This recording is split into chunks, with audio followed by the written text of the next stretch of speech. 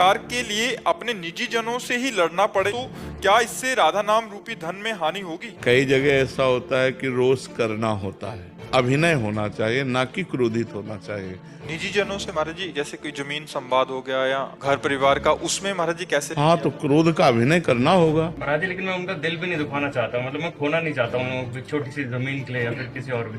हाँ, तो छोड़ देना चाहिए, फिर उस विषय को ही छोड़ देना चाहिए कि आपको जो लेना है आप ले लीजिए और शांति से रहिए, आनंद से रहिए। पर कहीं कहीं ऐसा होता है कि अगर ज्यादा छोड़ते चले जाओ तो आपको ज्यादा परेशान कर सकते हैं। जैसे आप छोड़ दिए, अब अगले पॉइंट पर आपको कृपालु नहीं मानेंगे कि आपने कृपा की, वो अगला कदम उठाएंगे। फिर छोड़ दिया तो फिर अगला कदम उठाएंगे। और जब पहले ही कदम पर न्याय पूर्वक आप अपनी संपत्ति को ले सकते हैं। नहीं, आपका भी परिवार है, एक मर्यादा तक है, खाओ पियो आनंद से रहो, परिवार के हो या निजी जन हो। इसके बाद मर्यादा से अगर अतिक्रमण, तो फिर ऐसा भी होना चाहिए कि अगर हम बहुत सीधे बन जाएंगे तो बहुत हानि होती है, फुसकार की जरूरत होती है। अगर फुसकार की जरूरत ना हो तो आपको लोग बेवकूफ मानेंगे, आपको लोग पागल मानेंगे, आपको आपकी दयालुता और कृपालुता को आपको बुद्धू मानेंगे लोग। संसार का ऐसा क्षेत्र है, इसमें ज्यादा कृपालुता और दयालुता नहीं दिखाई जाती, इसमें धर्म पूर्वक निर्णय किया जाता है। हाँ, कहीं ऐसे ठीक है, आप ले जाओ, खाओ पियो, लेकिन अगला कदम अगर उनका बढ़े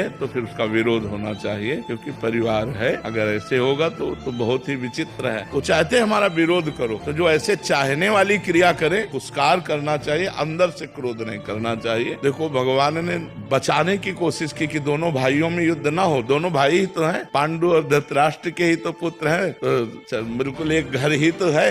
लेकिन फिर विनाश हुआ, पूरे कौरवों का विनाश हुआ। अगर हमें जरूरत पड़े तो दया करना चाहिए और जरूरत पड़े तो कठोरता भी करनी चाहिए।